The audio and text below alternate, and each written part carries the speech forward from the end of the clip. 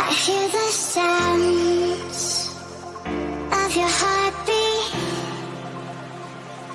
I can hear it now.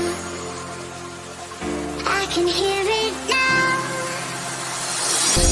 I hear the sounds of your heartbeat. I can hear it now. I can hear it now. I hear the sounds of your heartbeat.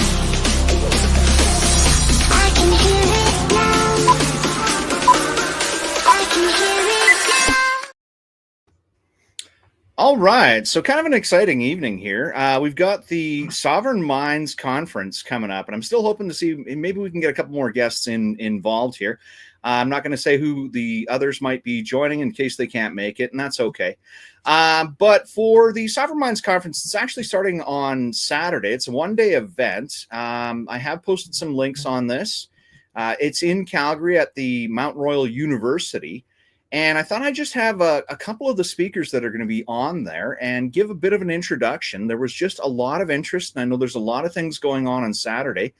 I was late to introduce this, and so some people had already had plans, not going to be able to make it, but wanted to have an idea of what was going on here. So thanks everybody for joining, and I'm going to take a couple of seconds and just introduce our guests on the show. Heather Keys, you probably already know her if you're inside of the Bitcoin circles. We got Corey Morgan from Western Standard, who's going to be doing some talking there. And if you'd had a chance to look at the article that I'd written on the Sovereign Minds conference, you'll see that I'd included Marty's intro into that. So we have Marty up north that's hopped on. So thanks a lot for coming out and giving a quick intro for the Sovereign Minds conference. I'm excited about it. I mean, there's going to be a lot of great speakers. Yeah. And, one of the big things that I'd noticed, or, I'd noted in my post was, and I know that the entire event isn't 100% around Bitcoin, but exactly what's happening with the Canadian dollar right now, which is completely shitting the sheets. Whereas Bitcoin, and a lot of this is due to, Trump being elected, I'm going to say, is hitting all-time highs. So, I mean, a lot of exciting things going on there. And Heather, I know you've been involved with Bitcoin for some time. That's not going to be necessarily a big portion of the show, but why don't you give yourself a quick introduction into, who you are, what you're doing, and into, the Bitcoin world, into the Sovereign Mind conference that we're going to be going through. Thanks, Sheldon. Thanks for having me. And yeah, we're really looking forward to Sovereign Minds on Saturday. And I guess I should have put my Twitter handle, which is @unhypnotizedbtc.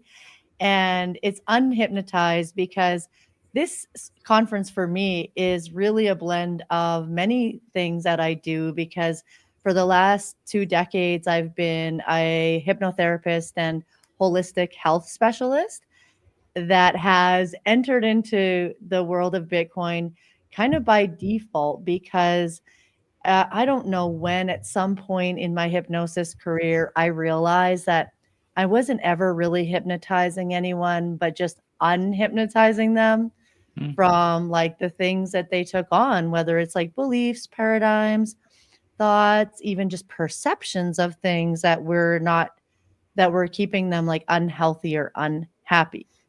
So I was really passionate to bring my lens to this. I've been doing that over the past few months since I started the podcast Unhypnotized, where we talk about the mind, consciousness, health, spirituality, and Bitcoin. And what happened is, as soon as we start talking about an unhypnotized mind, or the way that we're open to consider other ways of looking at things, but most importantly, looking at all the systems. Like we could take the medical industrial health system. We could take the military complex. We could take literally every system. We could take money printing and look at how it doesn't really have the health and well-being of the people in mind. And so when we start to look at solutions, start to look at real healthcare, start to look at real money that doesn't devalue and more importantly, money that we have a choice about where it goes, like how much of us are paying how much in tax dollars, and our money is going to fund things that we don't agree with. So that's kind of all the conversations that we were having that brought this conference together.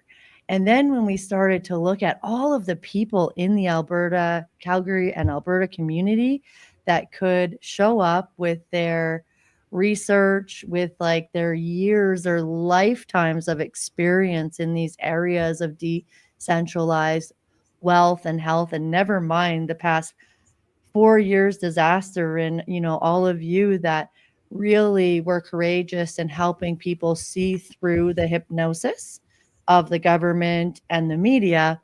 It just made sense that we might as well all get together, have a meeting of the minds, and like share these connections and ideas with a greater amount of people. Yeah, Wow. and a part of that, because you There's were a lot part to of unpack there. there, For days, I you go ahead, Marty. didn't go ahead, Sheldon.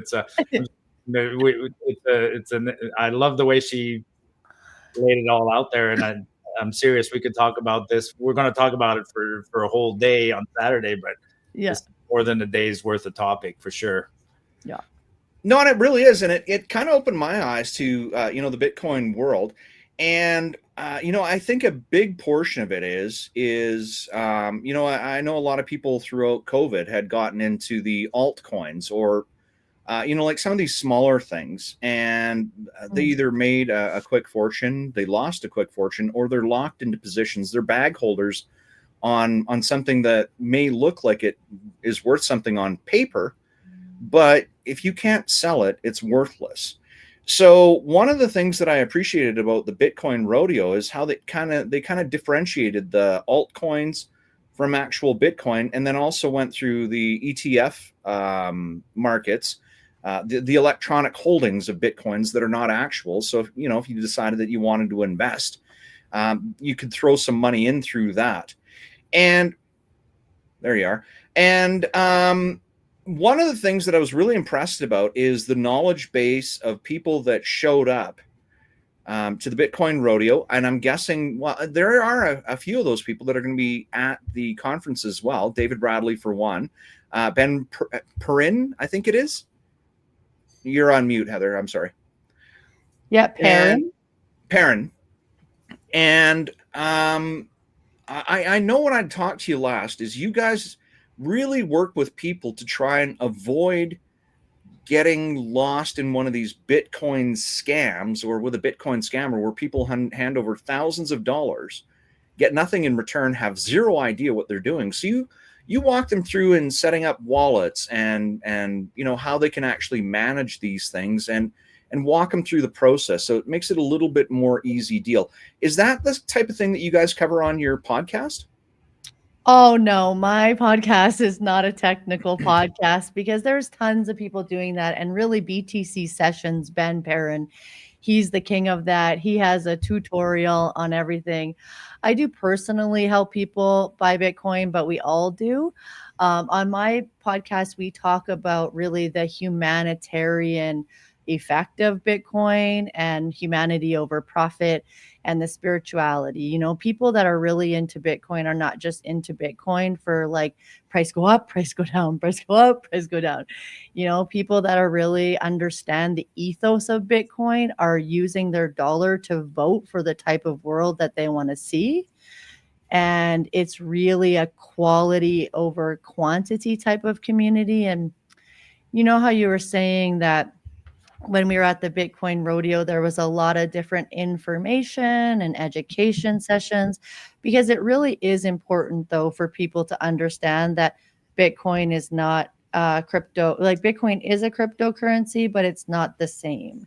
It doesn't have a person or a group of people at the top that can decide at any moment to pull out. It doesn't require anyone to sell you on Bitcoin. Nobody. I mean, if more people buy, of course, the number keeps going up, but nobody owns it.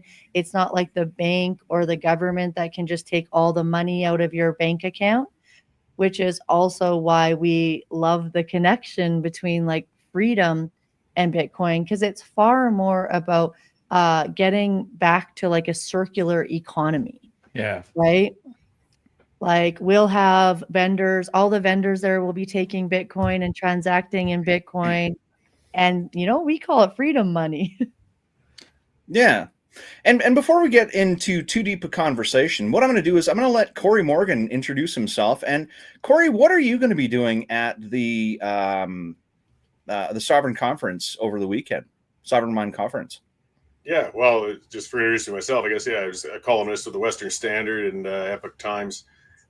Dave Bradley asked if I'd moderate a panel on sovereign individual at this upcoming conference. He asked a while back, and said, I didn't even know who was going to be on the panel yet, but just the sovereign individual. Wow, that sounds crazy enough to dig into that I'd love to. It's a huge, broad thing, and I don't fully understand what that's going to mean, actually. It's going to be a panel discussion with 4 people. The first thing when I had that email communication with Marty and some of the others who are going to be in that panel, I asked, well, everybody kind of send me your definition of what the sovereign individual is. And out of the 4 panelists, I got 4 definitions, which is great. So, I mean, there's similarities, and there's certainly some things we'll cover with,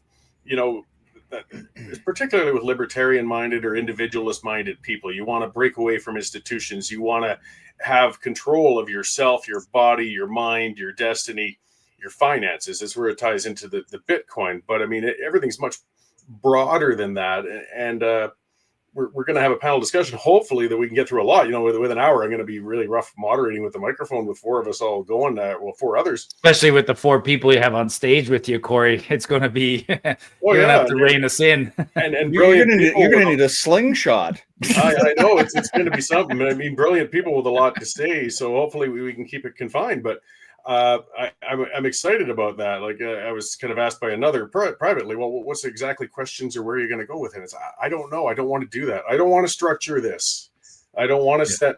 So I want to start it off with us defining what it is. And then we're just going to take off and go from there, which might turn into a catastrophe. I don't think so. These are bright, well-controlled people, but we're going to take the conversation where it's going to go, because I don't think there is a solid definition of what the sovereign individual is or what the future is going to be for it, though there's a lot we could talk about with it.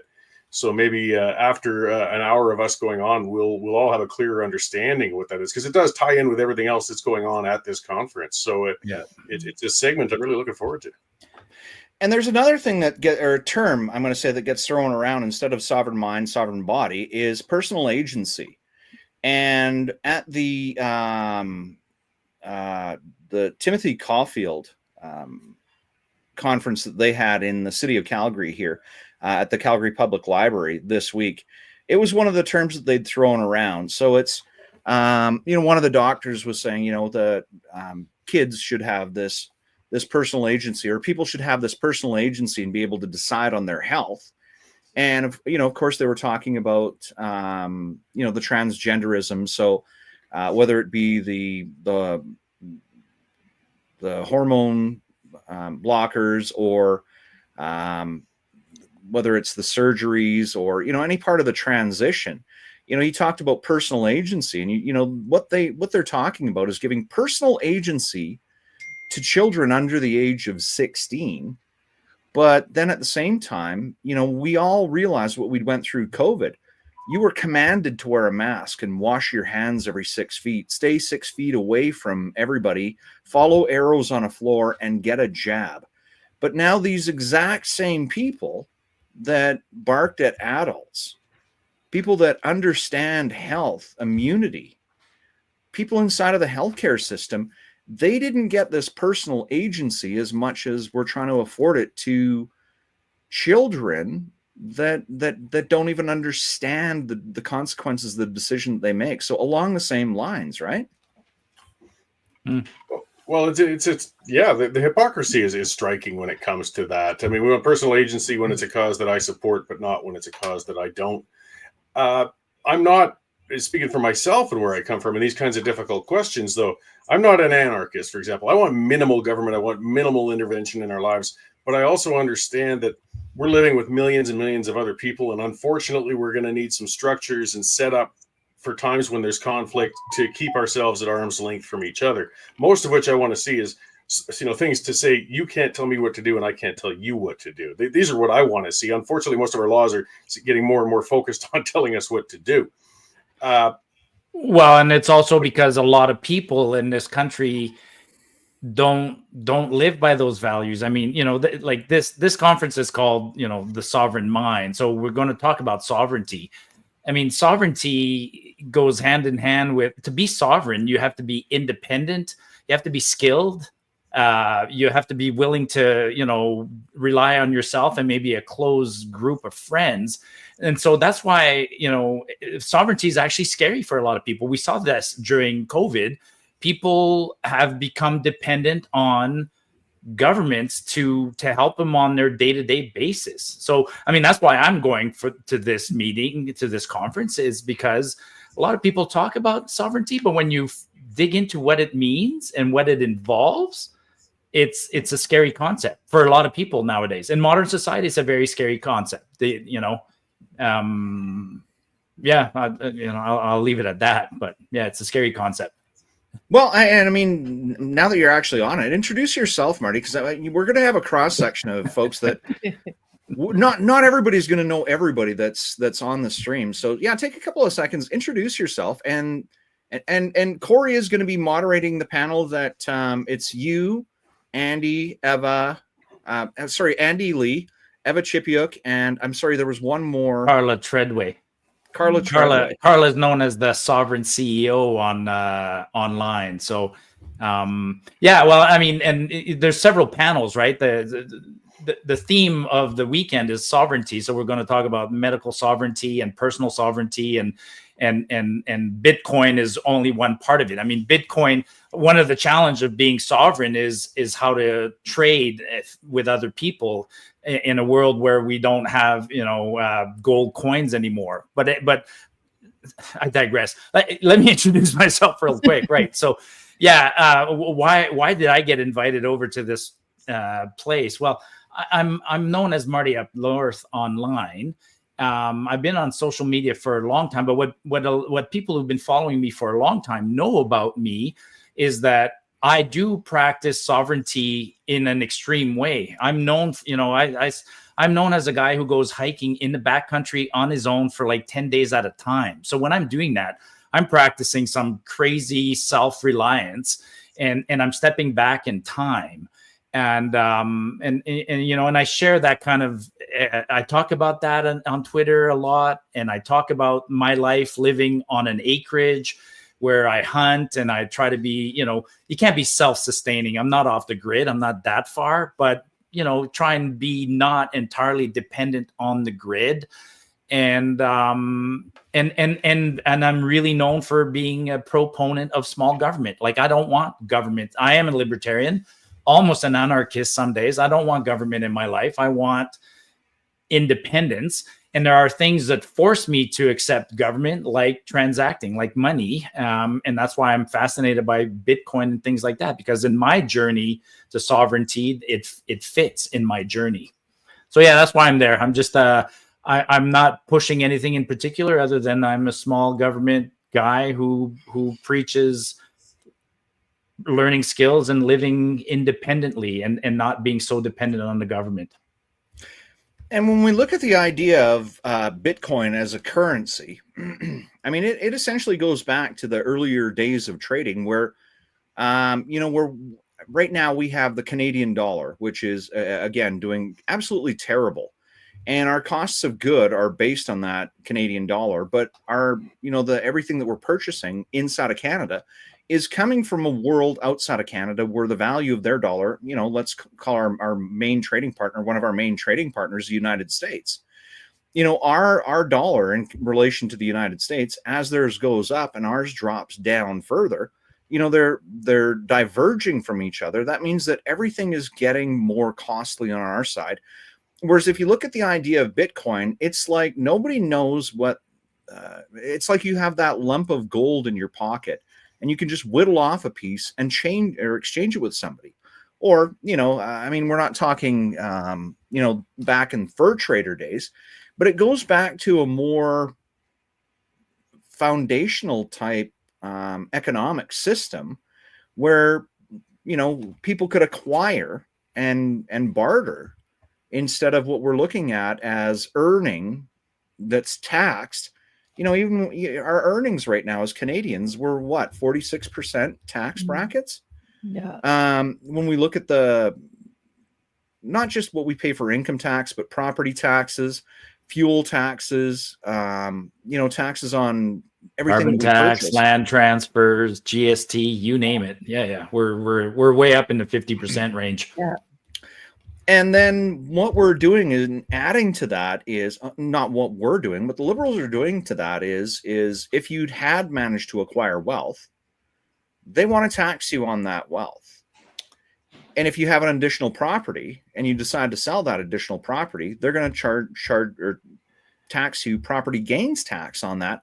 And then there's already the conversation circling around on your primary property. So your holdings inside of land aren't the same, especially in cities as they would have been if you'd acquired wealth and put it inside of, just a nest egg of actual wealth holding that's appreciating inside of a marketplace. Mm-hmm. Everybody's looking at getting away from this, the whole government thing, and our faith in the banks is gone. Our faith in most institutions inside of Canada, whether it's our police, our judicial branches of government, our government itself, and that's on all three levels: our municipal, provincial, and federal. A lot of us showed up to the UCP AGM. 6,200 of us a couple of weeks ago. And it was an impressive showing of people. But what it does is, I think this goes back to what Heather was saying, is a lot of people are unhypnotized now. We are paying attention, which is what needs to happen, and looking to get not more into the progressive lifestyle that we're being fed, but more into where we'd started, the origins. Well, I mean, I'll push back on that just a little bit. I mean, I think people were, they call it a mass psychosis. You can call it a mass hypnosis. I mean, the last 3 years, a huge number of people were hypnotized. I'm not there with you on the fact that they're coming out. I think it's very slow, and people are just coming out of it. And what I fear is that they can fall right back into it. Like, it's so easy to fall back into some of the stuff that happened in the last few years. And I agree, people are waking up, but I mean, quite honestly, maybe Heather can comment on this. I was shocked at the level of hypnosis in the last 4 years, like blown away by it, completely blown away by what happened to people and how easily they were swayed. It's yeah. What's your thoughts on that, Heather? Or is it too much to unpack? Oh, I unpack that all the time because it's true. We saw how many people would just follow along, and that was shocking. And one of the things we always have to remember about hypnosis is that fear is the perfect shock to then implant an idea or a suggestion. So when you're trying to hypnotize someone, one of the ways to hypnotize someone is to shock them. And fear is a shock. You can see it now. I just saw a woman that she lost her teaching job because she threatened people if Trump won. But obviously she was really hypnotized from the fear. Obviously she watches mainstream media, right? Yeah. But I will say that if we think about evolution and we think about consciousness raising, because there were so many people that did lose trust in our government, in the medical industrial complex, things maybe aren't changing fast enough for as much as some people would like, but things are changing. Sure, there's always going to be people that just stay in that. Maybe they're never going to see in this lifetime. I don't ever really worry about them, but there are people that really, even if they haven't, unhypnotized on all levels, they did start to question things. You know, one of the things about this conference, I wrote in some emails like, are you someone that questions the status quo?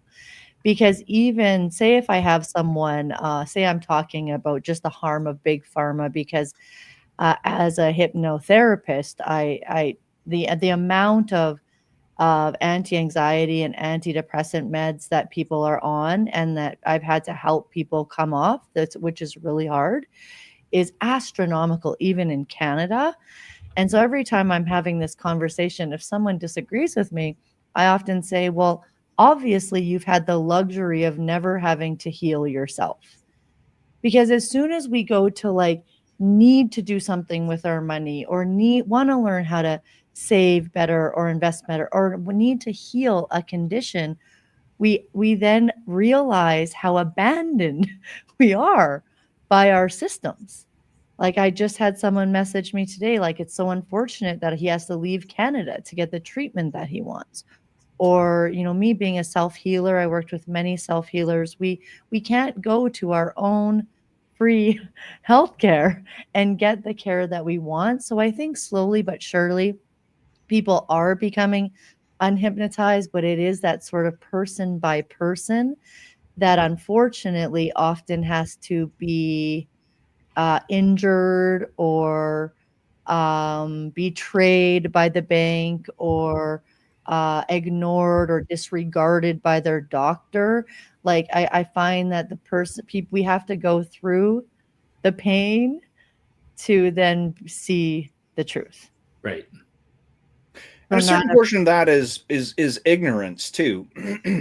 And I mean, if we look at, you know, how many people celebrate the 8 out of 10 get more money back than they give on carbon tax, that kind of proves it. And I mean, you know, you don't celebrate that way. No, people no, they absolutely do. When you see the Liberals posting about, you know, today you get your carbon rebate.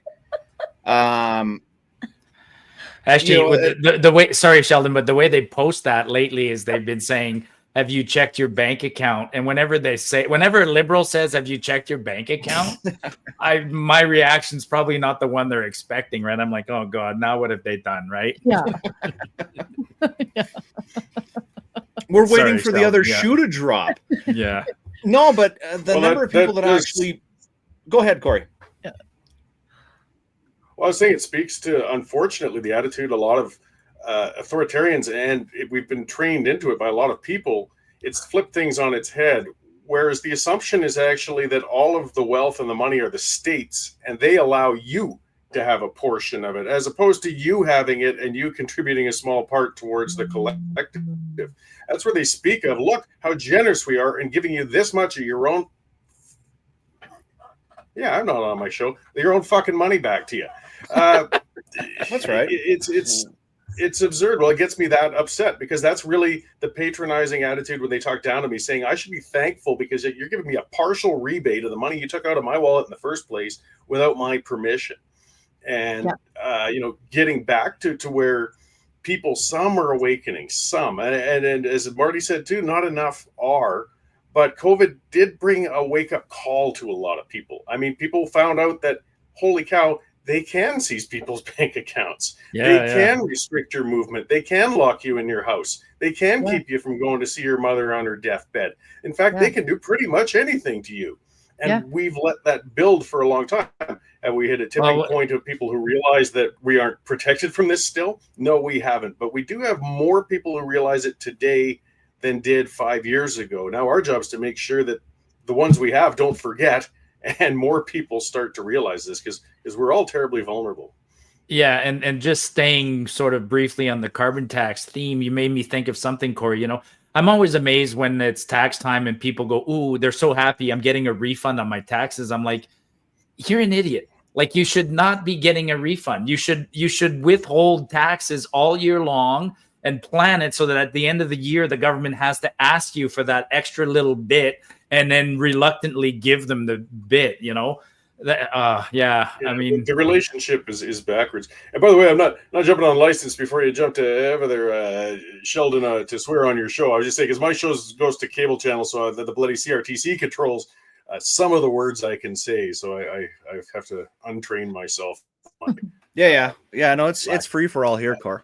I mean, I'm running for city council, and I probably use more profanity online than anybody else does, and definitely more than any current existing city councilor, and probably even more than Ralph Klein did back in the day.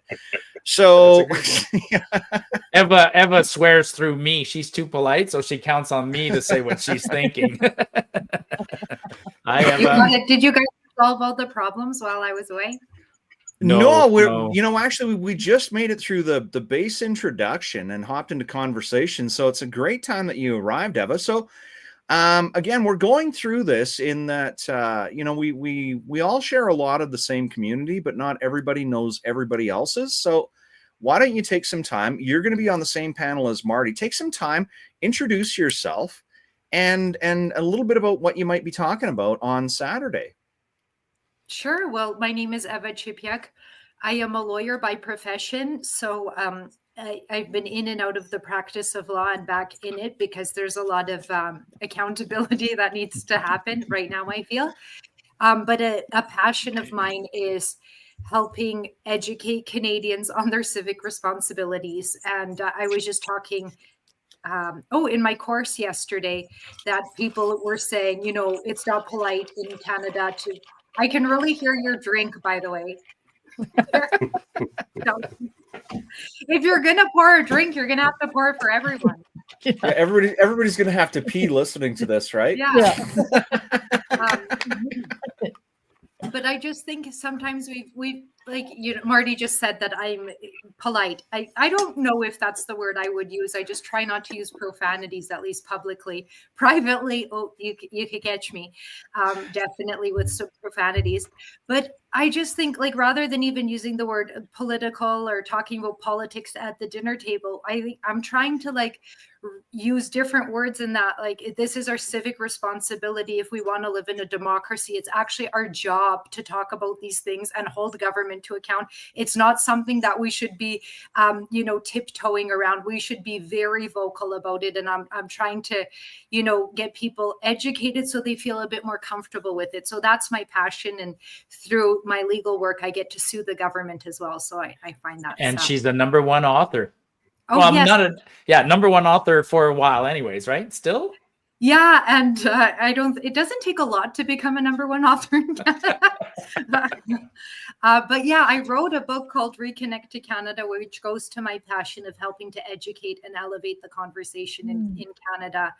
That was one thing I think I really, my eyes were opened up during or after COVID, or especially with the convoy. I was really involved with it and nobody knew who I was, which was really interesting. So I got to watch a lot of the discussions and I was like, everyone's yelling at each other and most of them don't really understand what's going on. And so it was really hard to watch, especially the way people were kind of attacking each other all the time. And I'm like, I think we could do better than this. And so that's been something I've kind of put a little bit of effort into. So that's now, me. Here's the thing here, Eva, is we're going into a conference that's Sovereign Minds, so like the independents. But I know for yourself, for Marty, Heather, and even Corey, you've been out to events with us. A big portion of what we're trying to do is we're trying to bring people together, but then we're going into a conference that's showing us how that we can be independent. So it's kind of a unity of people in holding government accountable, where we're all looking towards the same things and how we can be more involved, which is actually kind of a meeting of both worlds, which is actually a pretty cool thing. Hey. Well, I was trying to see where you're going with this. I mean, we're like, I'm not trying to be independent to the point where I have no support group and no friends. I make a distinction. I don't want to depend on the government, but I'm certainly happy and need to depend on friends. And that's a choice. I'd rather depend on friends, and that's free will, right? I choose the friends and I choose who I depend on and how we reciprocate with each other. Whereas the government doesn't offer you that choice. You're forced to pay a tax to the government, and in return you get a lousy service. So just clarifying. I mean, although at the same time, I do like being independent, and I don't like people. Well, and independence and interdependence are Yeah. connected, Right. right? Like in my panel, we're going to talk about the mind and just like how freedom really starts from within. And so we could think of independence as being like, right, we all are individual, unique, sovereign beings that are part of the whole. And ideally, we could come together and, create I like to use the word humanity, but we could say a community, a city, a world where there's interdependence without where there's decentralized independence ultimately. Like it used to be. But better. Yeah. Well, no, exactly. but I mean, operating inside of your own mind is, and here's where it kind of go again. I throw it back to education, where our reliance on government or kickbacks or coupons. We're waiting for the savings. We're waiting for the opportunity. We're waiting for others to allow us to buy at the prices that we can afford. We're waiting for the government to give us the permissions that we can have. We're praying that they don't take any more of these freedoms away from us. Meanwhile, there's a certain sect of us, and they call us the freedom people or anti-vaxxers or right-wing conservatives, alt-right. I mean, there's 1,000 names that these people reach out and call us. But basically, all we are is a group of people, like Marty says, that just really want to be left the fuck alone until we decide that we want to reach out and have those engagements. The one thing I would just add to that, though, is I think some people, especially when you travel, you don't realize maybe how much Canadians are actually paying for these terrible services. And that's the huge disconnect that I just don't understand. If we start talking about it, like if we're even going to be dependent on the government for certain things, that and paying the amount we are paying, those services and programs should at least be good. And we don't even have that. And that's the one I'm like, I think we could get more people on board if we start talking about that a little bit more. And especially, I really like the themes of these conferences, including health, because I think that's one that you could really start getting people to get on board with. And as we saw in the States, I think that was a big spark to the movement that happened in the States. That's one that more people on left and the right could coalesce around, health of children and things like that. So anyway. Yeah. Some of it's tempering our idealism with some pragmatism. I was in my 20s and I was marching around with my Atlas shrugged and Road to Serfdom, and I was sure I could bring about this libertarian paradise by the time I was ancient at 35 or something. We aren't much closer to it than I was there. But I mean, there's still great ideals, and I'm still an individualist. But with enough years of hitting your head against the wall, you realize that you still have to accept that the majority isn't welcoming of what you're with. I mean, part of it was, what you're saying is great. Getting this many cats herded into a room to talk about this, sovereign-minded people to discuss this thing is an accomplishment in itself, and something productive can come from it, because that kind of paradox of it is we're independent-minded people, but kind of as was hinted at before with Heather too, we accomplish more when we march together on things than when we're individuals. It's just a matter of consent that we have a big issue with, because not everybody necessarily wants to do it the same way. So, when we can get together and find that common ground, that's where we'll start to make progress. And just, with the Libertarian Party, when I used to be with them, there's a lot of Libertarian members. There's a reason Libertarian parties never go anywhere. Because you get a conference of them, and a quarter of them already marched into the room wondering, what's the thing that's going to make me turn on my heel and stomp out the door? They're already in that mindset. Yeah. And it's not that they're bad people or anything, but that's the nature of them. So this is much more cooperative. As I said, I'm really looking forward to the ideas this well, Sunday. and the other great thing about this, you touched on it, is it's actually bringing people together physically in person, right? I mean, I think earlier we talked about coming out of COVID and this hypnosis, and I remember that terrible phase as what we're doing right now. I hated doing these Zoom calls and stuff like that. And when I go to these in-person events, I find that people, some people who show up, they're just, in the beginning, it's interesting to watch their reactions. They're just happy to be around people. They're not even paying attention to the topics we're talking about yet. They're still just happy to be with people. By the way, it's just a weird segue to this, but did you guys attend Remembrance Day ceremonies on Monday, because I went to the one here in Cochrane. I was blown away. Like, it was noticeable that people came out, and I was talking to the crowd. Like, people were coming out. They wanted to connect with others, and there was a common theme there that I think applies to this weekend. People realize that we let governments trample on our rights during the last 4 or 5 years, and I could sense it, that this Remembrance Day was an opportunity for people to come out and in a non-protest way, and to reconnect and remind themselves that these freedoms, we took them for granted. We've taken a lot of them for granted. Mm.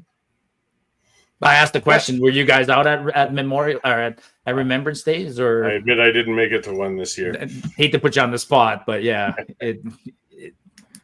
No, and I'd made it out to one, but and the thing is the groups that we kind of go out in, and I'm going to say it, inside of Calgary is that we all belong to a lot of the same groups.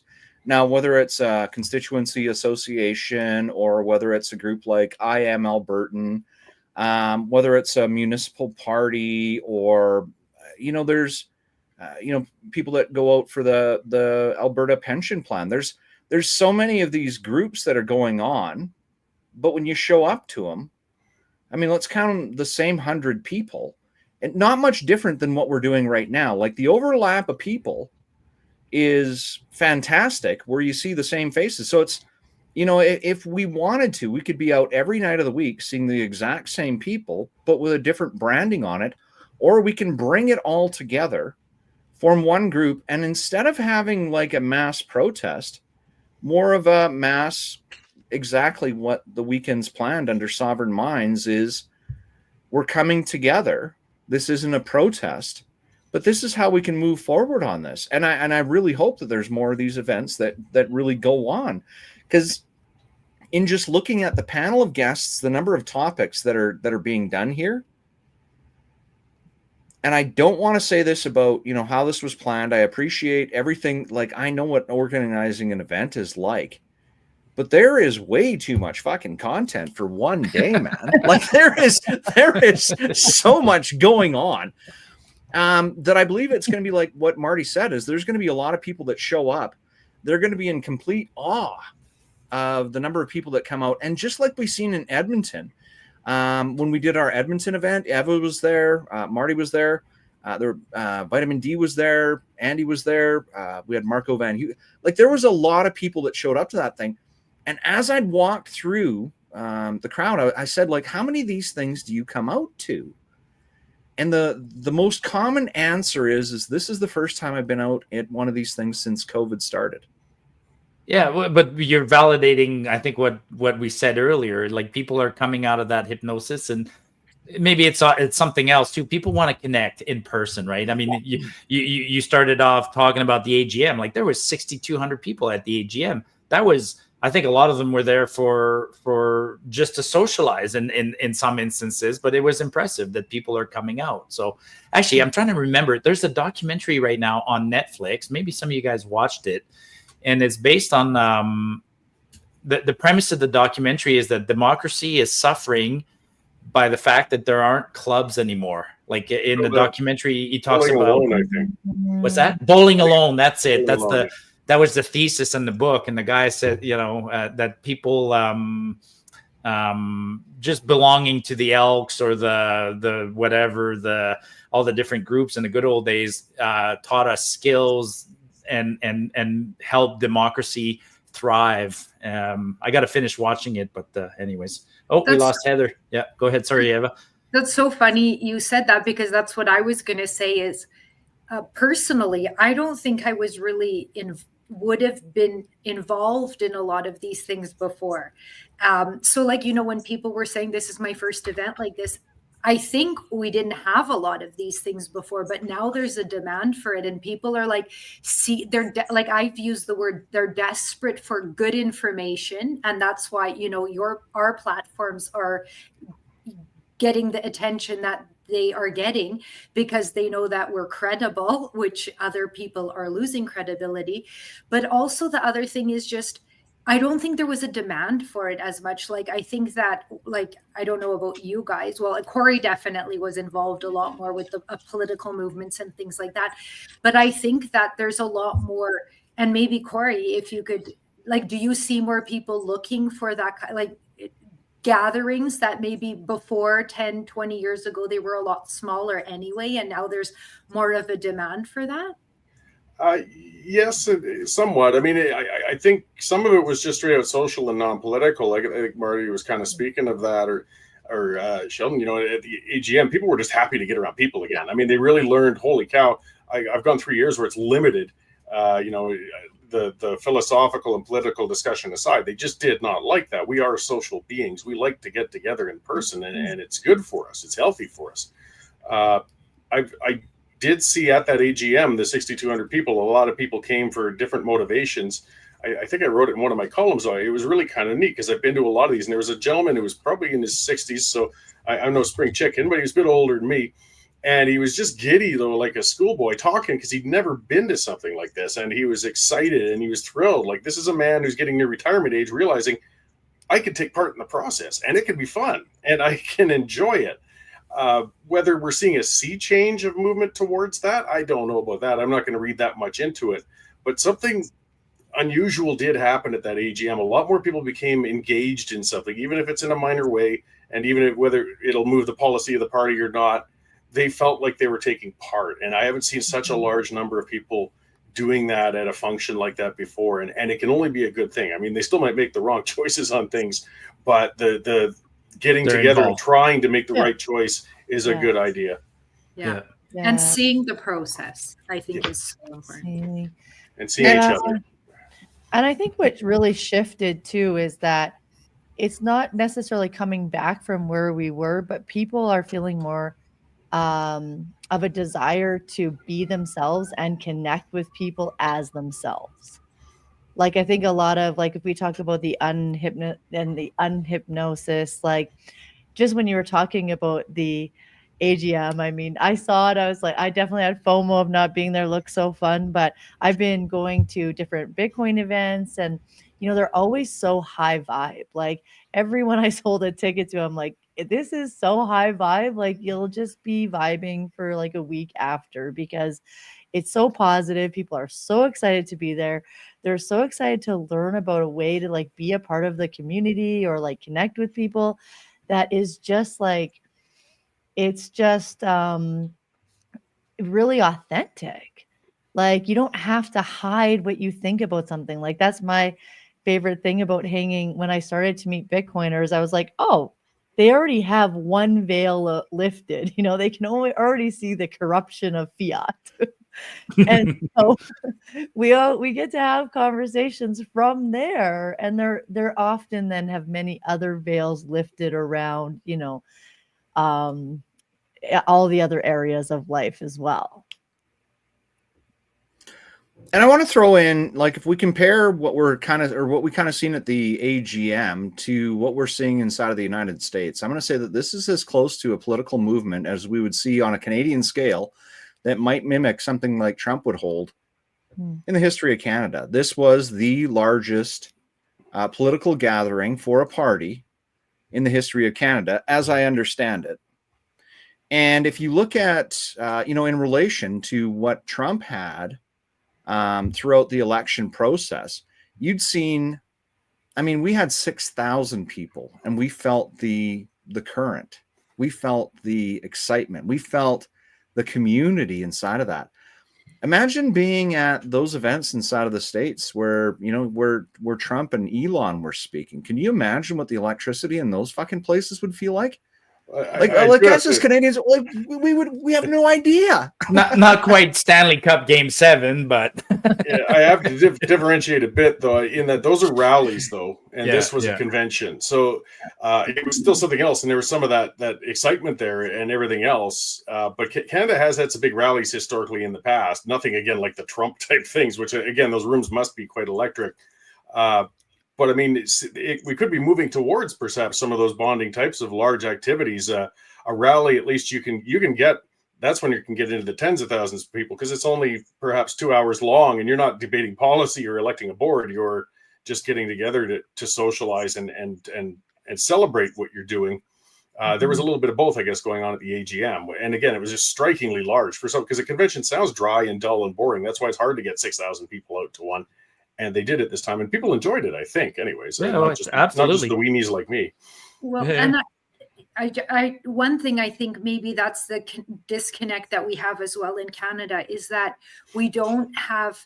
Well, we're starting to see a bit more of these kind of like get-togethers, but the one thing I would pitch as well is that it's important, I think, to when people come together to remind them how they could get involved or like add that, because Sheldon started with that being rallies, and that's the political movement. But I don't know if I would agree that we're on the same page there, because I think that's what we actually need is a little bit more of that connection with, okay, now this is what all these freedom-minded people have in common and they want to come together, but then what is the action item? Maybe that's the one where, like, the message going forward, how we can affect change with when all these people come together and people are coming to get involved.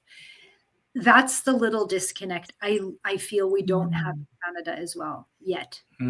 Yeah. Well, but and I'd actually like to give Marty a little bit of credit on this one, because after watching everything that kind of went on with Randy Boissonnault, Marty rallied up troops to start sending emails and making phone calls to Boissonnault Yes. on Tuesday.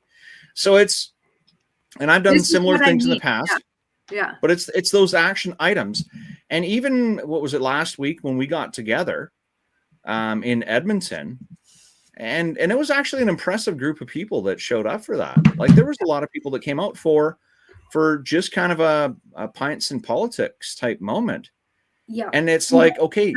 Yeah. So that was with the UCP. And that's why I'm like, and I think things like what Marty did, what the Sovereign Mind is doing, all of this is great. But then it's also individual. And then how MAGA movement became so big is that people then came together and were able to share a message and affect a huge change. And so I think we're at the starting points, I think maybe a little bit too, but it's like, and Corey talked about this earlier, how hard it is to get everyone to come together too, or have a common message, because that's when we're so powerful too. yeah, but I don't think that's what this is about, though, because that's in one movement where we have to understand, like, we're talking about psychedelics, we're talking about mind, we're talking about consciousness, and we're talking about money and politics. But you have to remember that, or at least from my perspective, because I come from the place, like, every individual takes action in their own way, and it's not necessarily towards a group action, to make one change. Like, a person healing themselves is part of taking action for a better Canada, because then they're going to get less triggered. They're going to be able to have conversation, or a person healing other people, or a person stepping into their purpose and being able to lead or do action items, or a person buying Bitcoin. Like, every person buying Bitcoin is an action that is using their dollar to vote for the type of humanity that they want. So I guess, like, if that's what you mean, that they could take an action in their own way instead of take the same action, I'm with you. Well, yeah, I mean, it's not going to be necessarily a group movement, but what I find about all conferences when they come together is that people treat them like a trip to the grocery store. They're going to walk through, they're going to see the content as if it were a product that they can purchase, and they're either going to accept it into their cart, or they're going to leave it on the shelf and think about it until the next time it comes into a conversation. And that's where, we are affording our own sovereignty, but we are introducing it in a group setting with a number of different unique concepts that all tend together, but they're all individualistic. Jeez, for a And I second, really I thought Corey has the raccoon in his room. me What too. the heck is going on? I know he has a cougar out on the front porch the other day. The crazy cat usually just ignores me, and of course try and get onto a podcast, and here she comes. Sorry to interrupt, but yeah. He's so cute. Yeah, and I just to be clear, what I was talking about too is not just a movement, but like with Bitcoin, for example, you can't use it in Canada. So it's about starting to have Why that, can't you use it in Canada? I use it. like it's not, there's no regulation around it or whatever. Oh, Like you can't use it at a store right now. That's some not the stores problem. you can use it at some stores. Yeah. Like you can. I understand it's not yet seen as a currency like the Canadian dollar. But finish because you're saying something about it's not one movement. No, it just Oh. how we're being regulated. So it's how to Mm. bring that freedom-minded into the regulations that we're governed by. That was my only point. So Oh, right. Okay. like we're all governed by the laws of this country and we all follow them. That's kind of the problem with the right We're too. we're good. we're really actually not, are we? We're usually good rule followers, and so it's like, how do we change those rules? That's the only thing I was trying to say, because there's a lot of good information, and like especially with health too. That was another thing you said. They regulate over the top health products and like that, and is that perhaps that's something we should be pushing the government on with a movement just like Martin created this week? And it's easy to do. That's the other thing. I think if we just start having those discussions a little bit more. Oh, so you're an advocate of like changing the system in the system. Yes, because Okay, because Bitcoiners aren't really advocates of changing the system from within the system. Like Jeff Booth, like he's one of the biggest Bitcoiners. He wrote the book, The Price of Tomorrow, about deflation and the cost of deflation on our humanity. And then there's on our food. And we all know this in this room.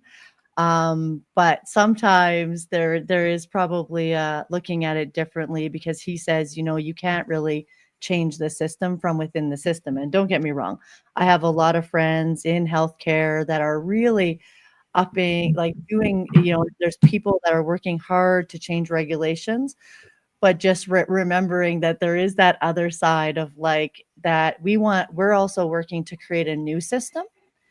And a system like we don't really need the government to regulate Bitcoin to keep using Bitcoin.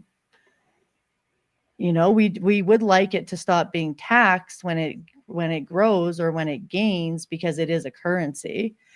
And there's definitely people doing that, but that's not really the ethos of Bitcoin.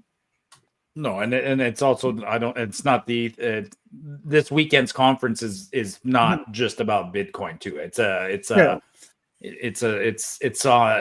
conference about sovereignty, and I think here in Alberta, right-minded individuals have migrated towards that concept of sovereignty, which is why it's a popular theme. Actually, that's the question I wanted to ask Dave, and maybe Heather, but has he done these kinds of conferences in other provinces, or do they, or are they just not popular? Like, is Alberta unique in that sense? Do we have is the concept of sovereignty and independence and freedom a little stronger in Alberta than it is in other provinces? That's a great question. Well, this is our first one because it all came together very magically, and David Harder had the theater space, and then we were all, having these types of conversations. And these are conversations that happen at Bitcoin conferences because, like we said, people are really interested in sovereignty with their food, with their health, with the government regulations, with the taxes. So this is somewhat of a test. Yeah.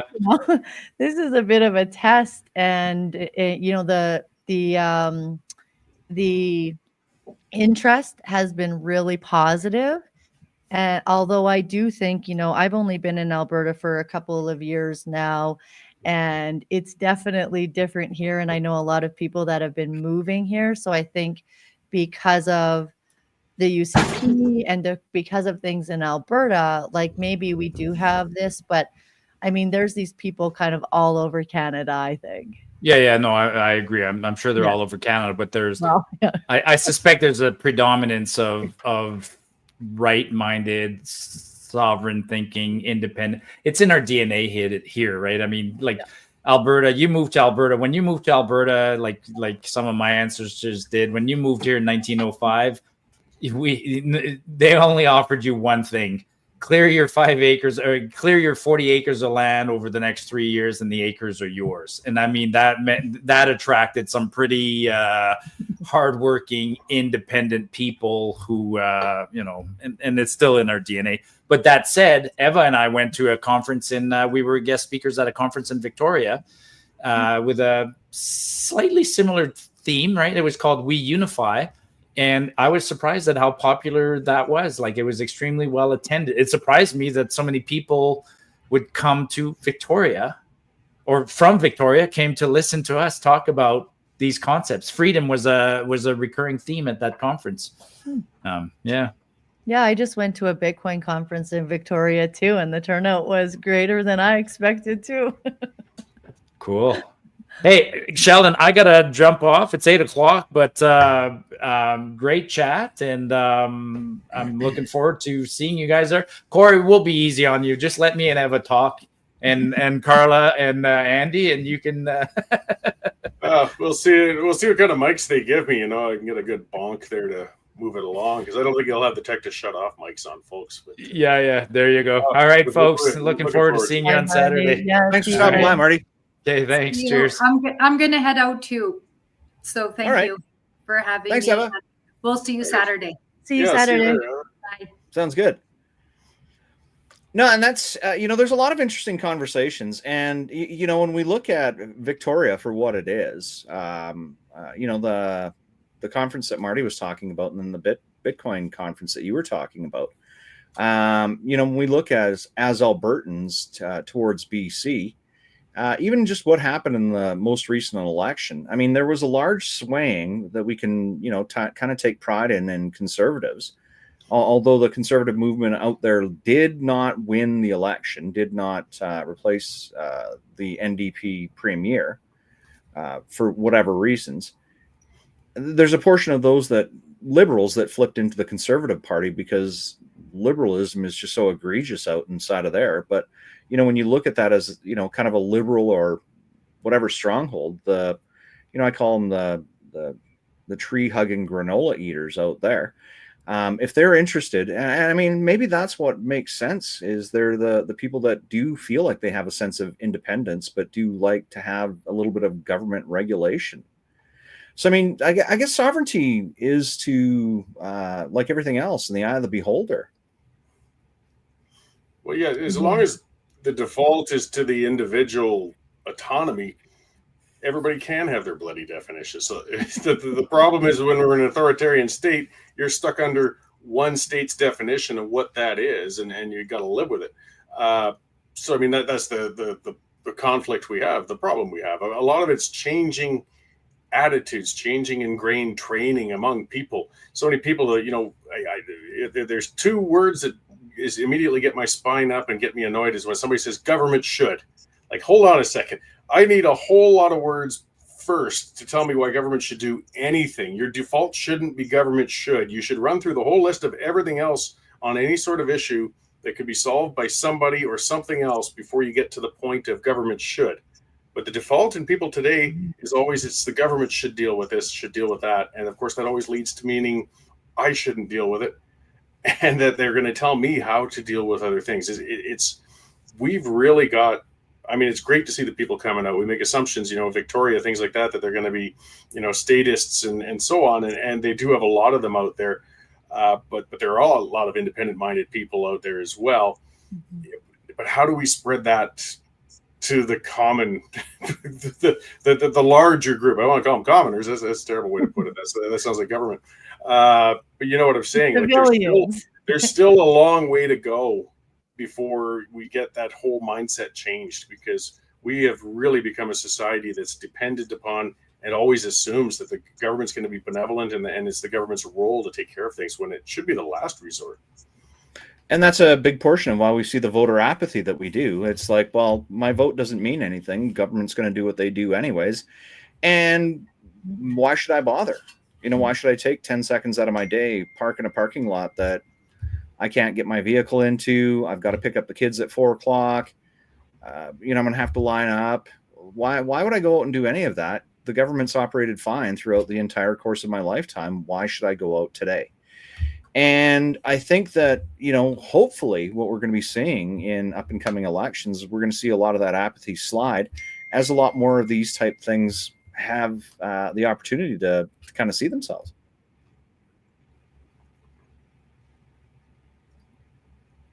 Sorry, it was just. No, just not sure if that was hanging to the question or where we're sitting. No, that's just kind of where I dived off the cliff on that one. No, and I remember after the AGM, Corey, you'd made a comment about we don't have to worry about the 1905 and the TBA because there was a lot of threats inside of on the online circles about them punting Smith, and guys like us, realists, I'm going to call them, had a fairly good idea that Smith was going to be pretty safe at this AGM because the commoners are actually appreciating what she has to do, and we have a way of kind of balancing that against what we're seeing on the federal side of things, and us inside of Calgary, even on the municipal side of things. We see that there's not a lot of harms coming out of the UCP. Not fantastic stuff, but they're not actively working against us. When we compare that to the municipal side of things in Calgary, they can't fix their fucking streets, the water system. They're planning this exact same thing. They make they take in $1 billion per year taxing our water system inside of Calgary, and next year to finish off the repairs they need to borrow $1 billion. What the fuck have you been doing with the $1 billion that you haven't spent since Nensi's been around? That's it's the brutal, big questions. But part of what I was saying is actually more of what I was saying was Smith didn't have to worry about 1905 and take back Alberta this time.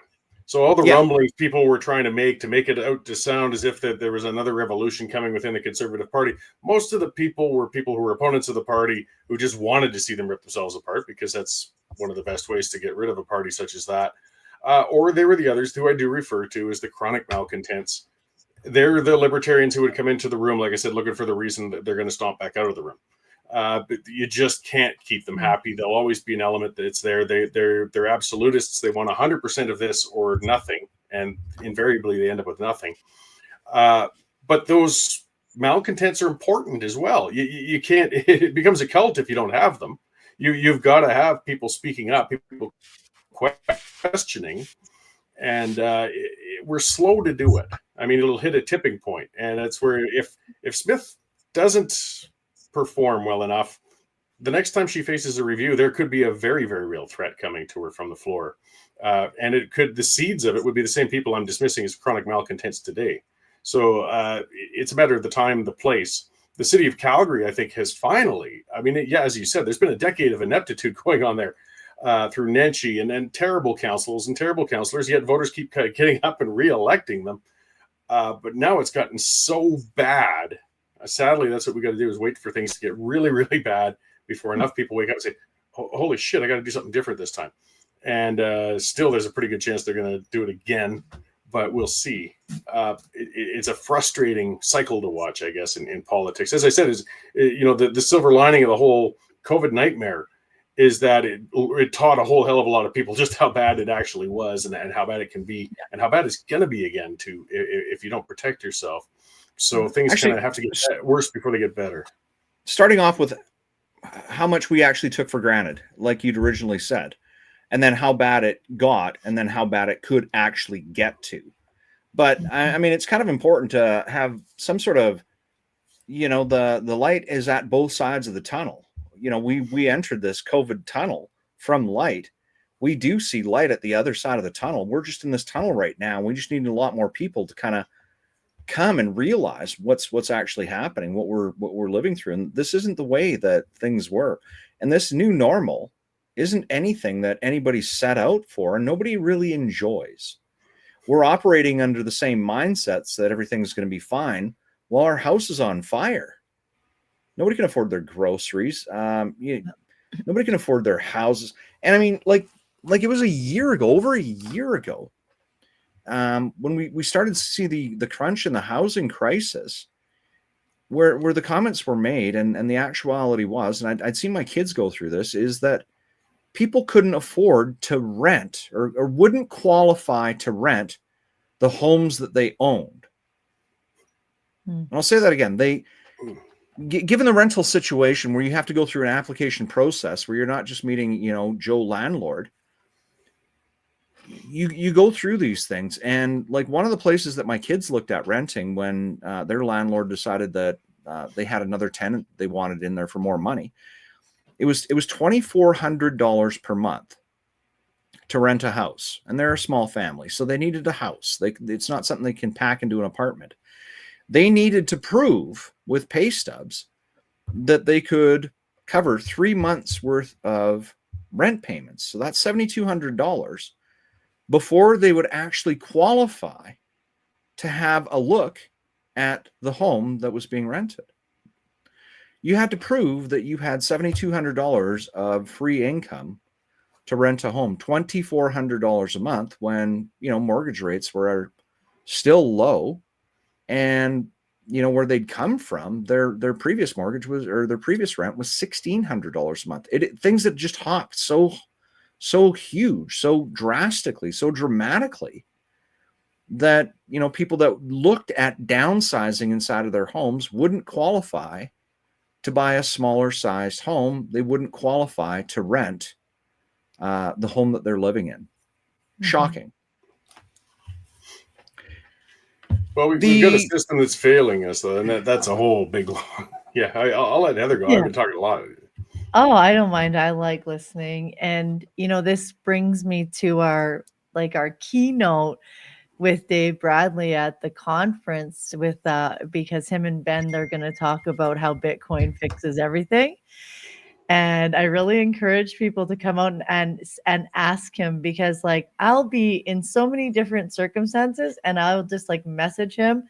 Like I was taking a flight to Montreal recently, and I could just I could tell it was heightened. Like it was just one more thing and someone was going to snap in that plane. Right. And it got me thinking, fiat's gotta be a problem to this. Our system, and and I'm like, there's got to be a way. And then I messaged Dave and he just lays it all out to me, because basically the incentives, the airlines are getting this money from the government, and so they're not actually catering to the needs of the customer. They're catering to the government because of the incentives. And so again, it's putting our humans, our people, in distress. It's that we have to go through all these regulations just to fly across the country. And what we're really losing is quality and value and connection. We're losing comfort. We have no vibe, no music, no comfort. And plus the attendants are not trained to deal with psychological difficulties and stress. They're not actually trained to deal with people on the verge of a breakdown, on the verge of just being so stressed because everything keeps going up. So that's going to be a very fun panel to we've already been seeing in this conversation so far. We're also challenging each other's ideas. And this is what I think is so great, that we get to just bring people together. And we're not saying, here, come believe what we all unilaterally think. We're saying, hey, let's come have this conversation with differing opinions and views and see how we can do this and also have a fun time doing it. And, I just love how they're going to break down how Bitcoin fixes everything, but just because it's going to really point the camera, point the light on what's not working because of the government's involvement in it. And I think a big portion of that is, and I'd seen this at the Bitcoin Rodeo. Now, it was, I think it was a little unfortunate that the Bitcoin Rodeo was kind of held throughout the day in the middle of the week, and it was, during summertime. So, because I think a lot more people would have, joined if that was, weekend type event. Mm-hmm. But even with that being said, the cross section of people that showed up to that was amazing. And I'm imagining that, for packing this in, and I'm not sure the size of the space that's going to be available at Mount Royal University, is that we're going to see a lot more of that because it's on a Saturday. It's packed into one day, and people. It's not summertime. People aren't hanging outside. They're not wishing they could be in their pool, wishing they had water running outside, and not being fined by the city for their malfeasance and fuck ups on being able to deliver the product that we pay for. So I'm looking forward to seeing the cross section of people. And the one thing that you noticed at the rodeo, and the small vendors that showed up, is that everybody was able to find somebody of kind of like mind, of like dress, of like thought, or even job or industry, and gain a connection. And it's those little connections that we can kind of feed off of, because you're not going to absorb all of the information that's going to be delivered inside of the presentations. Like I've seen, Dave go on, and you've worked with Dave Bradley for a while now. So you have an idea of how much information he can pack into a very small percentage of time. And I'm not going to say that the people that are showing up there are all 100% neophytes to the concepts that are going to be presented, or that they're morons. It's nothing like that. It's just that there is, like I said, an astronomical amount of information that's going to be presented at the conference on a wide variety of subjects. Like I'm really kind of interested as to what's going on with the what is it we have here on the psychedelics? I don't even know how that fits in. It's like recess. You don't? In school, it's not a subject that you're learning from. You're hopping into conversations on psychedelics. I'm looking forward to it, because that's a good point. It's exactly like that. It's like the Bitcoin rodeo expanded, because there is all those little niches, and the one thing is that when people have put a lot of thought into their freedom, these are creative people. We are all creative people, because we've explored, we've gone down rabbit holes, and we've philosophized, and we all love to philosophize. And so I think of it more as, like you said, the number one value is connection, and just having that.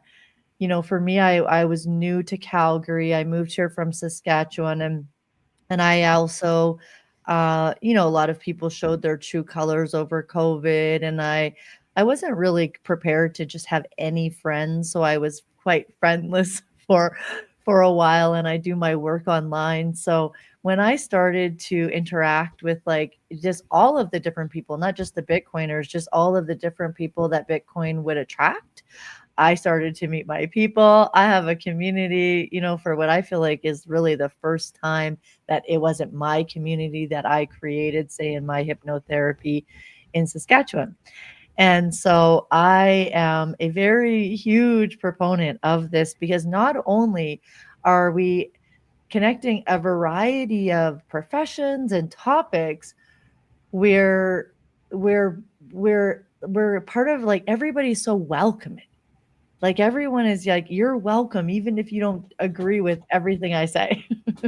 You can come even if we disagree, and we can still have those conversations. And so I think of the panels, especially the panel format that we have, I think of that as a bit more digestible, because you're not just being spoken to. You're not saying, here is everything that you should know about psychedelics and why you should do it. This is oh no, there's going to be different perspectives and different people and how they use it differently. Just like Corey was saying, everyone probably has a different definition of sovereignty, personal sovereignty. And I think in some ways, I don't know, I think maybe that's more palatable, because you could just agree with someone and kind of go, oh yeah, that's what I think. And then someone might just expand on that thought, and you're like, wow, I never thought of it like that. Yeah, it's building the communities inside of the communities and making you hungry for more of the information that can be shared. And then And then again, and I can't stress this enough, is that I have seen and heard the horror stories inside of the Bitcoin worlds where, somebody reaches out, or, out of desperation, you find that email or that website, or, somebody says you should get into this, and people will send out, and I mean, these scams that are going on inside of Canada are huge. And we have a cyber division of all levels of law enforcement that supposedly exists. I guess. We're supposed to feel comforted in the fact that we have these cybercrime units. But if something does actually go sideways for you inside of the online space, there is nobody there to help you. So one of the biggest things is that I hope people will take the time to appreciate the contacts that they can make throughout this thing on the Bitcoin side of things. On the psychedelics, because I don't know much about the topic. On the sovereignty side of things, I know, with the exception of Carla Joy Treadway, with the exception of Carla, I know the other people. Corey obviously here, Eva was obviously here, Marty was obviously here. We don't sell anything. People can either take or leave us for what we are and who we are. We're not here to sell anything, right? So I mean, that's another portion, and it's just an exchange of ideas. Mhm. So I mean, people can feel free to follow us on Twitter or our individual feeds, find us on the podcasts, on our live streams and stuff. Yeah. That's fine. And the psychedelics, like I said, I'm sure there's going to be some great information that's out there, and at least get people tiptoeing into some of these things inside of a comfortable space. Yeah, and it's like Corey was saying before too, or when we were talking about people gathering, there's something really important that you said, Sheldon, because I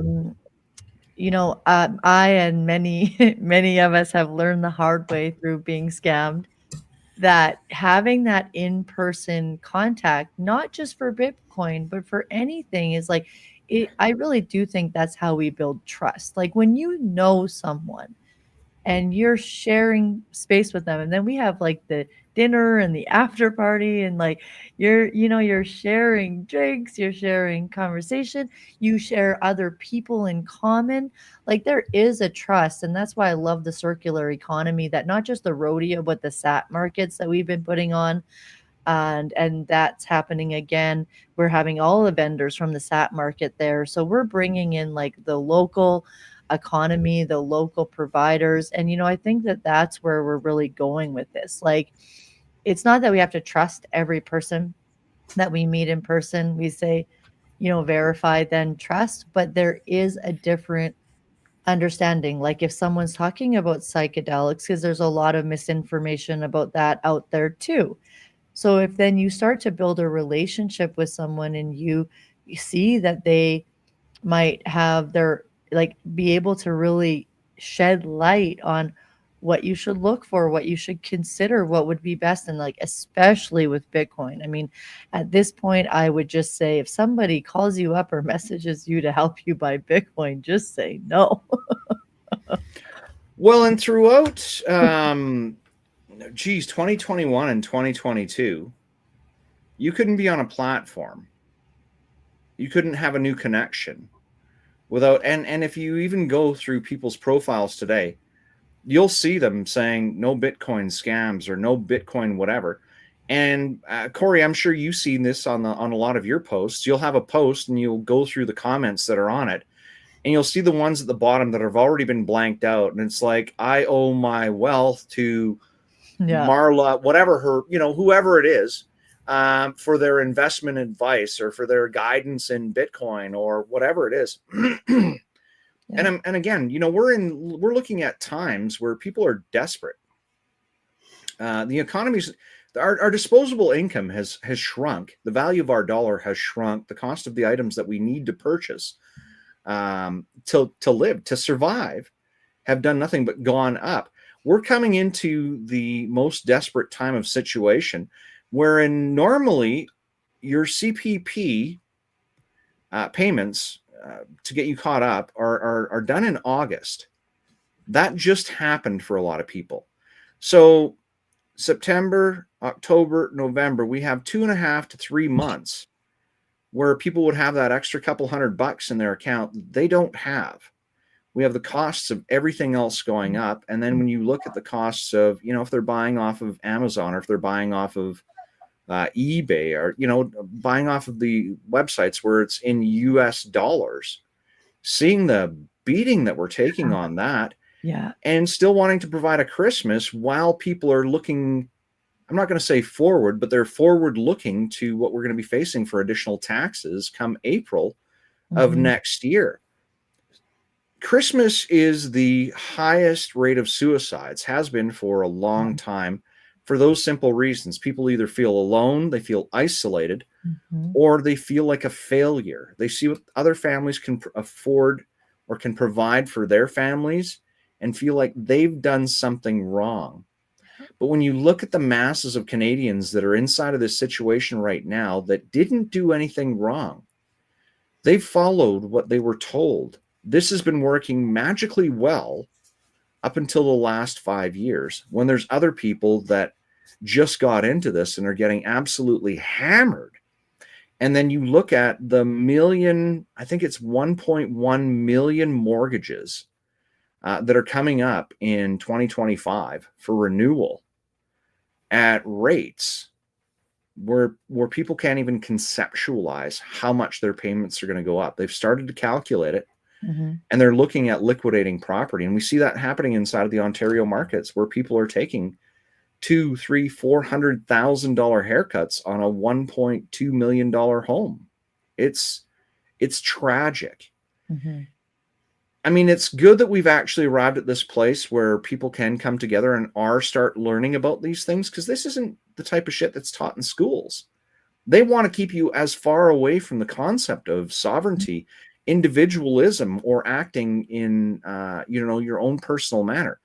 They talk about, what you can do for self-agency, but the self-agency that you get to follow is what's dictated to you. It's not self-agency at all. So, I mean, there's so many things that I can kind of throw into this. It's great that it's happening. It's tragic that it has to happen, though. Well, part of the problem with self-agency is it comes with personal responsibility. If there's 1,000 scammers out there for Bitcoin, well, that's unfortunately on you to dig and sift. And I know it sucks, but you've got to find your way through and get to the bottom line. It's something I said a lot too about, when working in media, of course, they're working to control us more and more and more. And they say it's because of misinformation. Well, again, we've got access to more information than we've ever had at any point in human history. And we've got access to more bullshit than any time in human history. But it's on us to pick the fly shit from the pepper. We've got to figure out where it is. Because if you leave it to government, then, as you said, look at the crisis we're coming into, and things can get worse. I was thinking earlier when some folks were talking, when we're talking about fiat currencies and government control, I mentioned it a few times on my shows because it was quite a life experience, but I toured the Soviet Union back at the end of the 80s when it was still communist. And a ruble back then was worth about $2 Canadian. So, I'd buy a pack of cigarettes for 25 kopecks, which was just unbelievable. A ruble now is worth 1.5 cents Canadian. So, sure, we're talking a period of 30 some years, but this is a currency that's gone completely worthless, compared to where it was before. Anybody who was wrapped up in that currency in those times. So if government control of currency is what makes it stable, well, you didn't get more control than you did the old Soviet Union, and look what the hell happened there. An artificially manipulated currency is bound to fail eventually, and fail hard. Yeah. And, I don't think Canada's at the point of as bad as where the ruble was 30 years ago, but it's the same problem and it's moving in the same direction. But you also have to watch for life rafts that could be false. I mean, Bitcoin has been doing great. My Bitcoin account this last month has been looking very nice. But at the same time, I haven't got all my eggs in that thing. Bitcoin has also had some pretty dramatic drops now and then. If a person was in and out, which you really probably shouldn't do typically anyways, but if you timed your purchases poorly, you could take a bath pretty badly on that. Oh, and I think the most important thing you said, right, is the responsibility. Like, that's what I've been learning just through interviewing so many Bitcoiners that are authors or do regenerative farming. we're looking at this from a real place of personal responsibility. And that's actually the whole thing. Your keys, your money. And that's also why sometimes people are afraid, right? And they do give their autonomy and their power over. I did that for years. I found it really complex, and I let other people manage my wallets. Or like now, a lot of people have their Bitcoin on an exchange, right? Where they're still not really taking full responsibility for it because that scares us. And I think we were talking about this earlier about that fear or whatever it is that just kind of has maybe been programmed of it. Like, just let other people take care of your health. Listen to the doctor, do what the doctor says, even if you don't feel like that's right for you. Let other people show you what to buy or when to sell, or let the government tell you, I don't know, what sort of shots you have to put into your child. Like, I think we have been programmed to just give our authority away. And I truly believe that we are in the time where like our inner authority and like taking responsibility for our health, for our life. Because how many things even do they tell you, oh, that's genetic, or oh, you can't change that, you can't heal that. Do you know how many people they tell like you cannot heal a health condition? So I think that we are in a time where the inner authority, which we could call sovereignty, is more important than ever. Because if we're not going to take responsibility for our health, like, we can still understand, like, we're working against the system, and we can have compassion for ourselves and others. But ultimately, like, it's on us to create our lives and the world and the communities that we want to see more of. And on what you're saying on the healthcare side of things, and this is something that I'd actually come to learn too, is when doctors run you through your medical profile and they say, does your family have a history of blah blah blah blah blah, they list off the conditions. The majority of those conditions aren't genetic conditions. And that's what most people don't understand. Those are consumption related diseases. So those are things that people are creatures of habit. So when, we sat down as families, 30, 40 years ago, and we were growing up, we ate the necessities. We ate what our parents could afford to put on our plates. And, it was based on a more simplistic idea than even the food pyramid.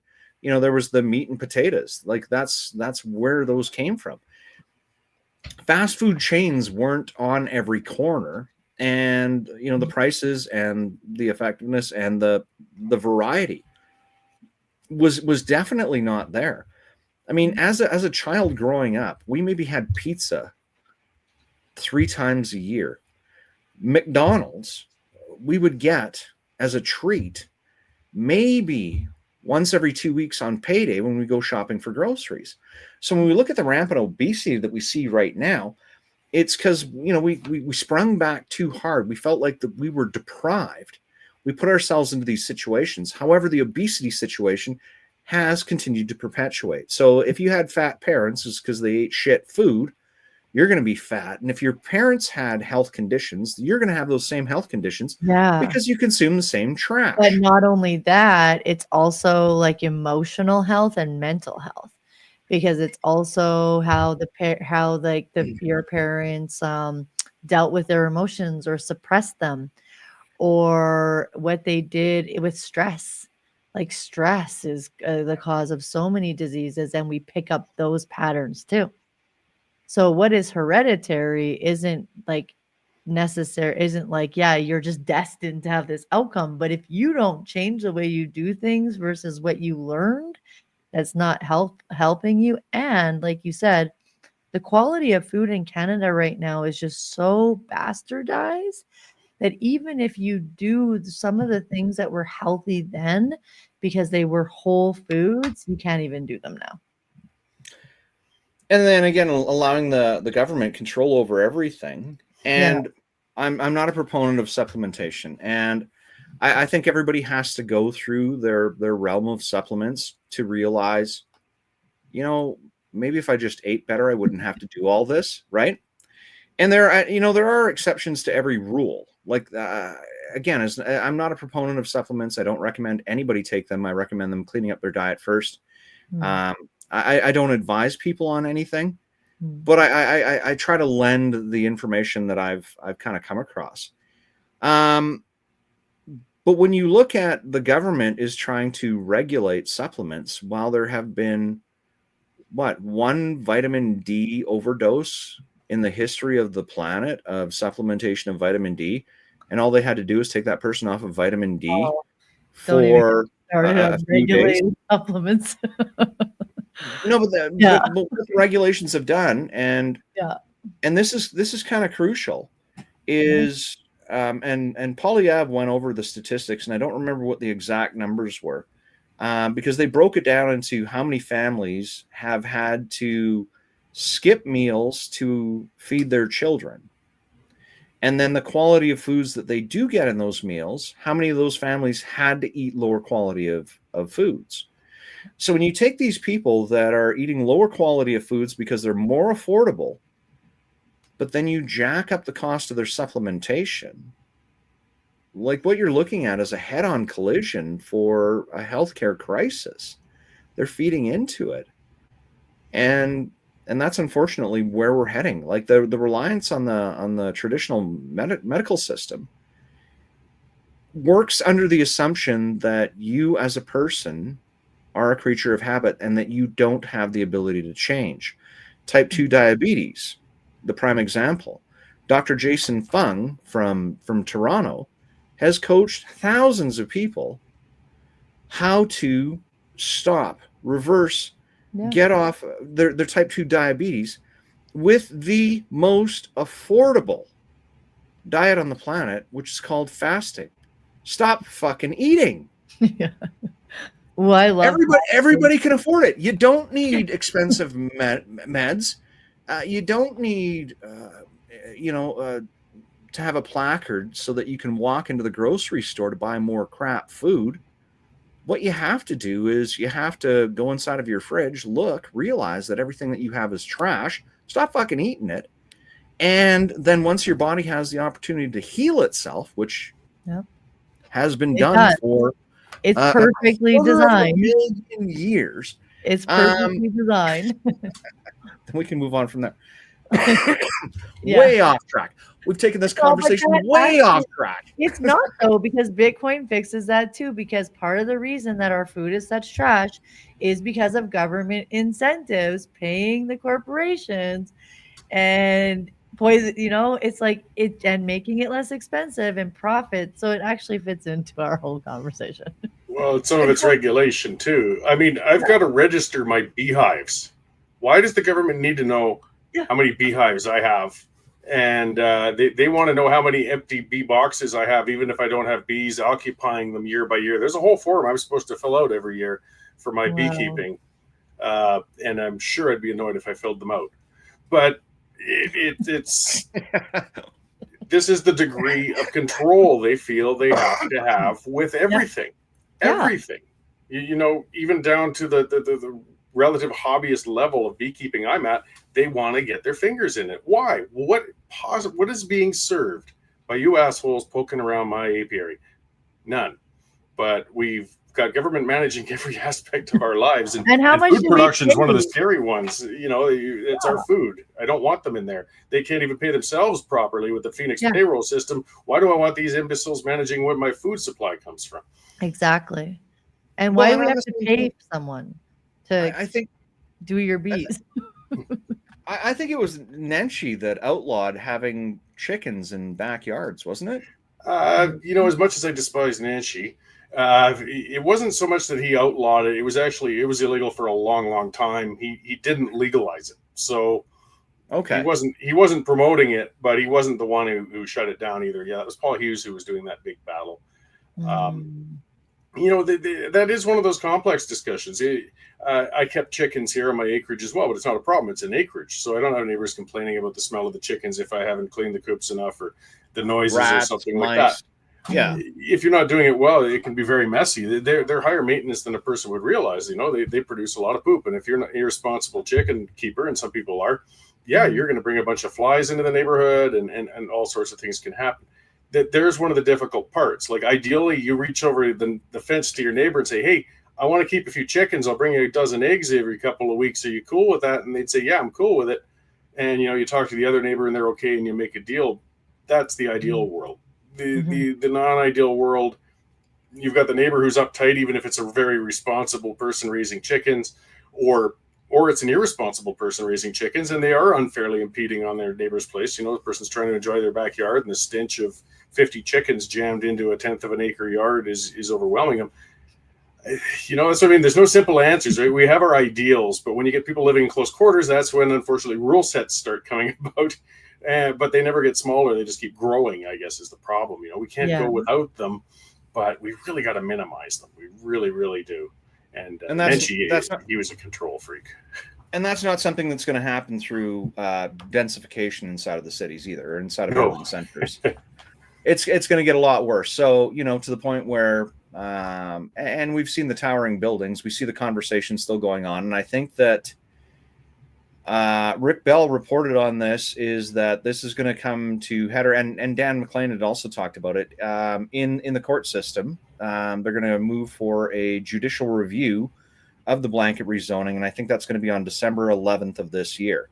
But we'd seen through the presentations inside of this thing where people have had their backyards completely eclipsed through these monstrosities that they throw. So, somebody just wanted to have their strawberry patch or, a couple of rows of carrots, grow their lettuce throughout the summer. They had trees that produced fruit, no longer get sun, and were restricted on water. And now what are people doing? Like we're densifying our city through mandate, basically, where you're not asked if somebody can do something next door. You're not getting a good neighbor coming over and saying, "Hey, would you pitch in? Can we replace the fence together?" What you're getting is a developer that's walking in, throwing up something for the sheer amount of profit that they can make off of it, taking zero consideration into your personal agency, the things that we're supposed to be afforded, the things that we've always had available to us, inside of the city, inside of the province, inside of the country.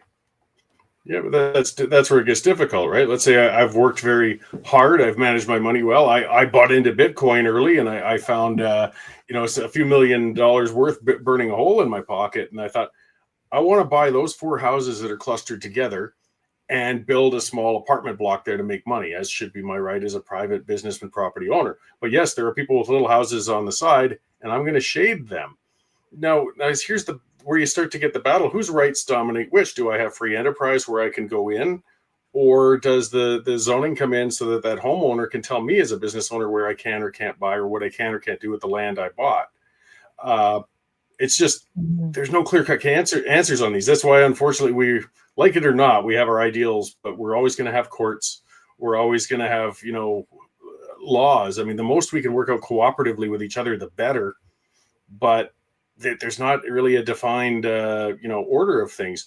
We've shut out a corner store that used to be in a neighborhood that's fantastic and was a community hub because of zoning. It's ridiculous, and that was a commercial operation. But at the same time, would you want a large nightclub next door to you either? I mean, that's a commercial enterprise as well.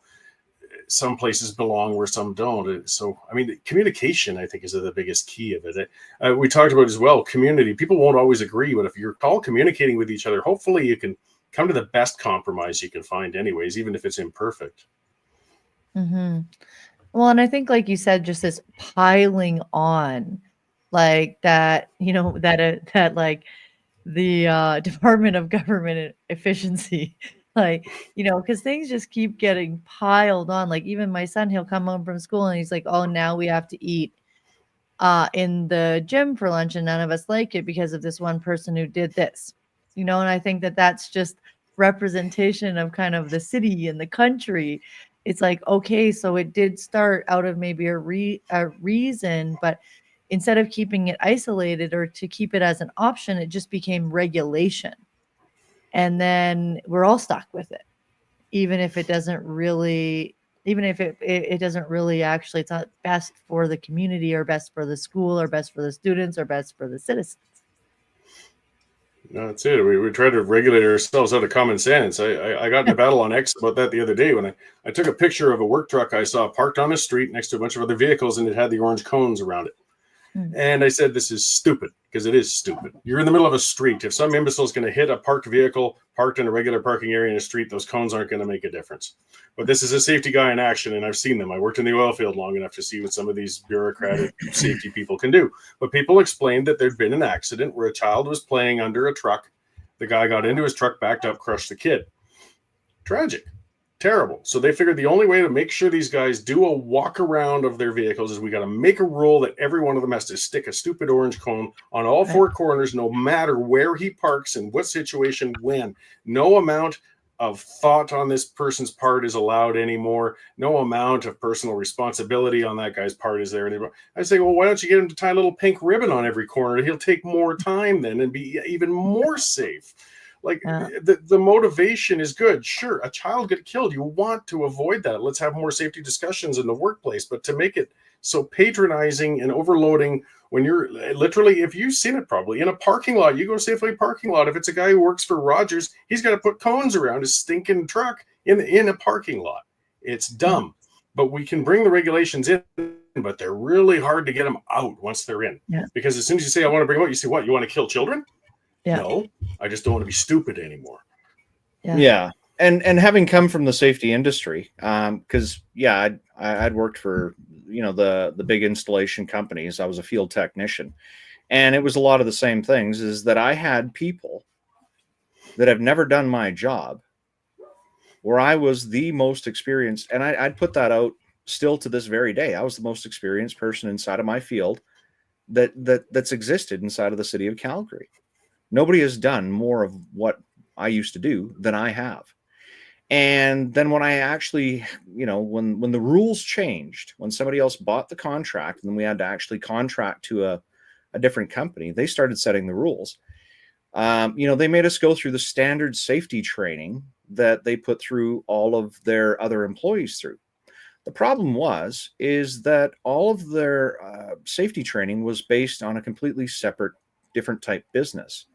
So where we were more commonplace to being on a ladder, climbing up onto a rooftop or onto the side of a home, we were actually learning how to climb into manholes, because the company, the primary company, was more into road and infrastructure. So we took safety training that they put forward, and they said, well, you have to abide by these rules. Well, that's not a problem, because I'm never going into a fucking manhole.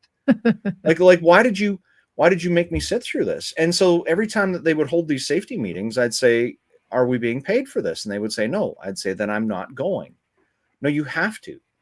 Well, no, I actually don't, because I'm a contractor, which means I am paid per piece, or you can compensate me for my time. Well, yeah, but if you don't follow the safety rules, you'll be fired. Well, there's 0 people of you that come with me on a job site. So you're making an empty threat. So then they actually went out, and this is when fiberglass ladder, one person in the history of Canada, throughout this time, had hit a set of power lines with an aluminum ladder. So everybody had to move to fiberglass. And I've always hated fiberglass ladders. They are the scariest fucking ride at the park. Like, they're terrible. They twist and they turn. Nothing like what I had. But I had to have a fiberglass ladder strapped to my roof, despite the fact that I never used it.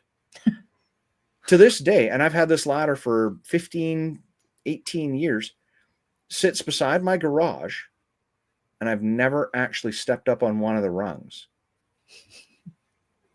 The insanity around the safety, exactly what you're saying, is we're stripping the rights and responsibilities of people to actually be able to think.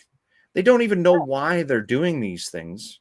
Yeah. Put out 4 cones around your trucks, and that actually came from the Shaw guys. And then people put them out there and still run over kids. And they said, "Well, weren't you looking for kids?" "No, I put up pylons instead."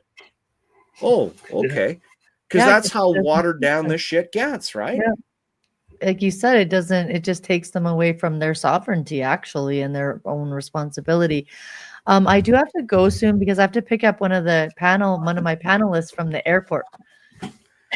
Yeah, and So- I've got about 6.5 liters of vodka, Mio inside of me. So no, I think this was a great conversation. I'm looking forward to, the additional guests that we didn't get to have on today, and seeing what everybody brings to the party. I have been through some of the discussion on Bitcoin, have been through conversations obviously with Corey Morgan, and we all basically talk the same personal sovereignty thing. I think that's probably why they had picked the panel that they did. Great speakers. They're great people. Oh. I talk too much. That's why I wasn't invited. But I'll be doing the introduction for the psychedelic path to personal freedom, I think, on Saturday. So that's going to be exciting. I'm looking forward to it. Heather, thanks for coming out, giving me some of your time, introducing this, because you're probably the one that's most dialed into this. And Corey Morgan, same for you, man. Like, I really appreciate you taking some time in your evening. You do this all fucking day. And to do it in the evening, like, I appreciate you giving me some of your time on this, man. It's always great to have you in a conversation, buddy. Always like talking to you. Yeah, it's been great, guys.